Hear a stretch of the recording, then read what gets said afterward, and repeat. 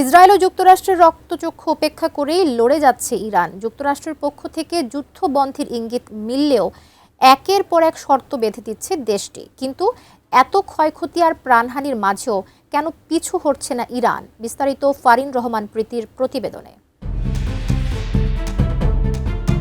কূটনৈতিক টেবিলে এখন চলছে যুদ্ধ থামানোর আলোচনা। মধ্যপ্রাচ্যের ক্রমেই উত্তপ্ত হয়ে ওঠা পরিস্থিতির মধ্যে যুদ্ধবিরতি নিয়ে আলোচনা যতই জোরদার হচ্ছে, ততই স্পষ্ট হয়ে উঠেছে আরেকটি বাস্তবতা। এত ক্ষতি ও প্রাণহানির মাঝেও সংঘাত দীর্ঘায়িত করতে চাইছে ইরান।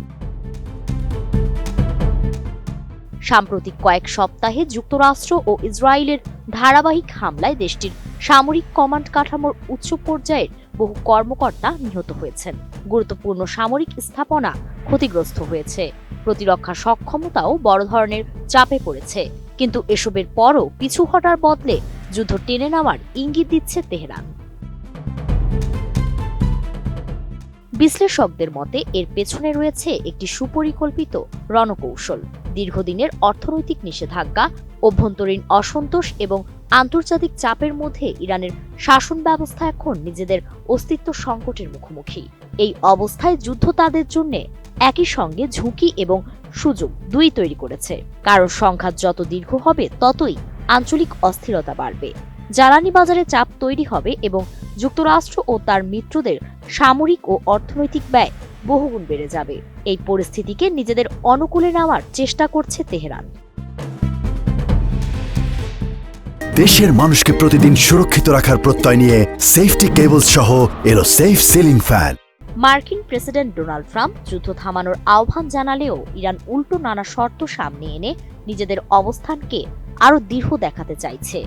দেশটির নেতৃত্ব কঠোর অবস্থান থেকে সরে আসার কোনো ইঙ্গিত দিচ্ছে না, বরং তারা দাবি করছে যে কোনো মূল্যে প্রতিরোধ চালিয়ে যাওয়া হবে, যাতে প্রতিপক্ষের উপর চাপ বাড়ানো যায় এবং আলোচনার টেবিলে সুবিধাজনক অবস্থান তৈরি করা সম্ভব হয়। এই প্রেক্ষাপটে ইরানের পার্লামেন্ট স্পিকার মোহাম্মদ বাঘের গালিবাফ বলেছেন, যুদ্ধবিরতি তখনই গ্রহণযোগ্য হবে যখন নিশ্চিত করা যাবে যে ভবিষ্যতে আবার সংঘাত শুরু হবে না। একই সুর শোনা গেছে দেশটির পররাষ্ট্রমন্ত্রী আব্বাস আরাকচির বক্তব্যেও। তিনি জানিয়েছেন, যুদ্ধ শেষ হলে হরমুজ প্রণালীকে ঘিরে একটি নতুন নীতিমালা প্রণয়ন করতে হবে, যেখানে ইরানের স্বার্থকে অগ্রাধিকার দেওয়া হবে। বিশ্লেষকদের ধারণা, তেহরান বিদেশে জব্দ হওয়া সম্পদ ফেরত পাওয়া কিংবা এই গুরুত্বপূর্ণ নৌপথ ব্যবহারের জন্য শুল্ক আরোপের মতো দাবিও তুলতে পারে।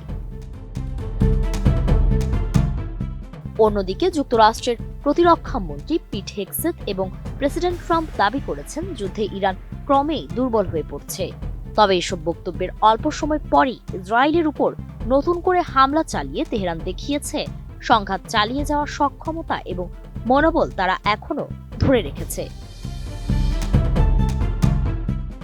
বিশ্লেষকদের মতে ইরানের মূল লক্ষ্য এখন সরাসরি যুদ্ধ জয় করা নয়, বরং এমন এক পরিস্থিতি তৈরি করা যেখানে সংঘাতের ব্যয় ও ক্ষয়ক্ষতি প্রতিপক্ষের জন্য অসহনীয় হয়ে ওঠে। অর্থাৎ শেষ পর্যন্ত যদি যুক্তরাষ্ট্র বা ইসরায়েল সামরিকভাবে এগিয়েও যায়, সেই জয় যেন তাদের গলার কাঁটায় পরিণত হয়। ফারিন রহমান প্রীতি, এটিএন নিউজ।